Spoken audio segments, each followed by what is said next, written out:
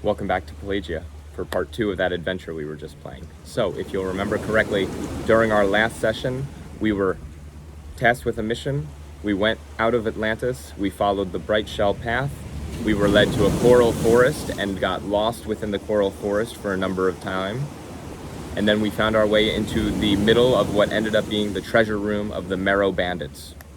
Now, once we defeated the guards with an ace, we discovered a magical hilt that belongs to the person that we are looking for, but we were also able to attune to it. So this is now a magic weapon that we are able to use to either summon lightning and channel it either as a sword or an cone attack, or ice, which we can summon as a blade which remains up without needing to concentrate on it. So if we summon this as an ice blade, we are able to use this as a normal weapon, and then if we cast a power known as smite, we use that power on the blade and it becomes a lightning sword. So we have a very powerful magic item now, and now we can continue with our path. So where did we leave off? We were in the middle of a treasure room, fighting off guards. Well, where did the guards come from? And what are they guarding deeper into this coral forest? Let's find out. So as a reminder, all we are using for this session are coral hilts and a deck of playing cards. So previously, we drew 3 bennies. Now a benny is the ability to re-roll a check or automatically succeed on a check. So we are able to automatically succeed on any check in the future with a crit if I play the Ace of Hearts and give it back to the Game Master as a benny. So those are our 3 bennies. Let's continue. We're not going to want to be as loud as we were coming in now that we know that there are guards around, so I'm going to make everyone roll a stealth check. Drew another ace. So we swim very carefully through this. We are picking our way through these coral pieces, and whereas historically before when we drew a 4 on our survival check, this time we're a little more confident sneaking through the remainder of the coral forest and investigating the path that the guards left. So now I have an ace, and I'm going to put that in my pile of bennies. Let's go deeper in and see what we find. We're going to hear voices that are coming up, and the player may say, I hear voices and I want to do this. Well, you know what? They have 2 aces. All you have to do is say, in exchange for one of those aces, that just happens. So I say, we silently dispatch the guards and we continue through the passageway, continuing to pick our way deeper in towards where we think that the person that we're searching for is hidden. I play my ace. That just happens. That could have been a combat, that could have taken 5 minutes.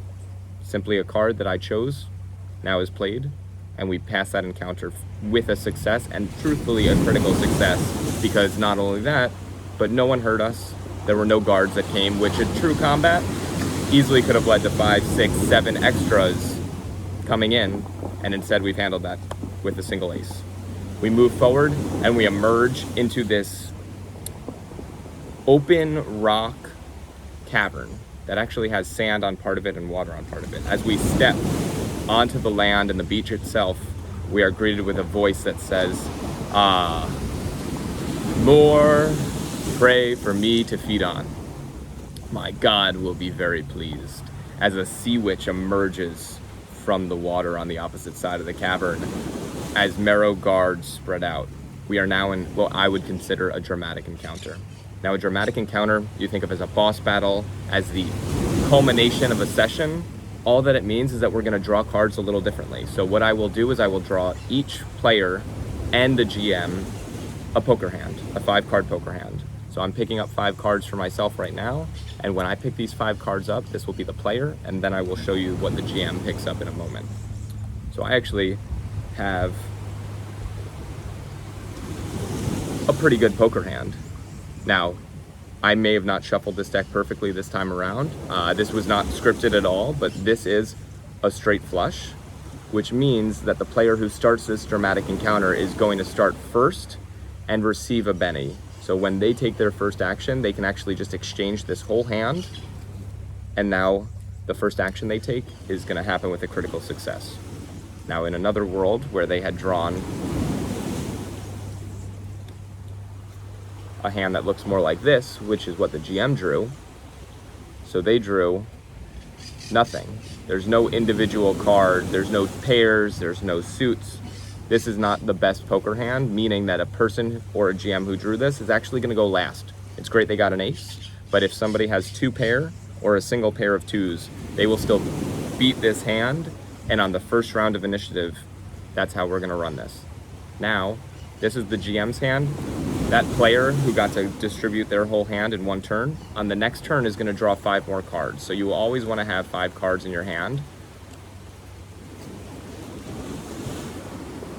And this player drew a joker. Now the joker is the wild card, which means the player can go at any time they want, even if they don't have the best poker hand. So if the big bad guy is playing a card, the player instead says, nope, I do an action instead, and it just happens. Now to attack the big bad guy, what we're going to do is we're actually going to pull out a different number of cards. So I encourage every GM to have multiple decks, some for initiative, some for playing, some for different encounters. But you can do this all with one deck, or encourage each of your players to maintain their own deck. It doesn't really matter. Now, the player is going to say, I attack the Sea Witch. Okay, well they shot a joker, which just means it happens. There is no opposed check. There is, on a piece like this, the joker, it just happens. This is not a Benny, so a face card is a Benny, a joker does not remain as a Benny, but it simply means that as the GM, you are encouraged to give your player the most successful and interesting way that they were hoping to accomplish that, with an added complication to the enemy. So in this case, I attack the Sea Witch and I break her scepter. So whereas historically in this combat, she may have shot lightning and hit 2 of my friends, the scepter is now broken and she's gonna have to rely on something else. Plus I did a wound. Now, in another attack, she's gonna strike me.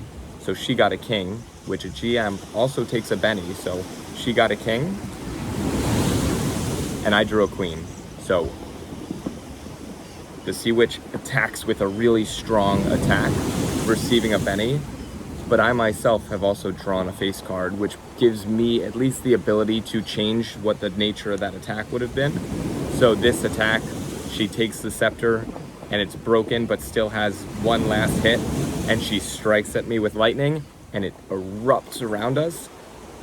I have my own ability and I actually absorb it into the hilt of my sword, and I don't take damage from that strike.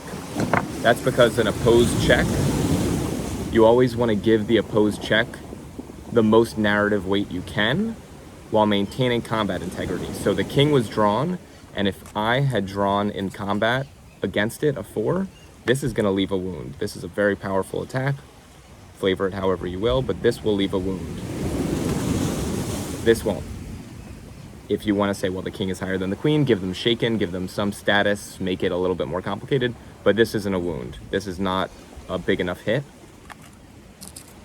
This is. So the GM receives a Benny, and the player receives a Benny. Now, here's an interesting thing. When the Sea Witch drew this, and the player had said, no, I do not want to take damage. Don't forget, we had our ace. So the player could play this ace and say, I don't take any damage. It just is ignored, even if I had drawn a 2 on this check.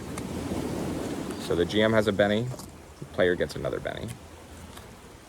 Now, what I like in person, where I'm not dealing the cards unless I'm the DM, is I would invite you to fan the cards out, like so, and simply pick. This gives you that % chance we were talking about. So I picked a 7, meaning that I'm going to go and I'm going to attack an extra. I'm not going to hit the Sea Witch with a 7, but her 5 Marrow guards have an AC of 5. So I drew a 7, I hit. Well, the DM is going to say, great, you hit the Marrow, but did you do any damage?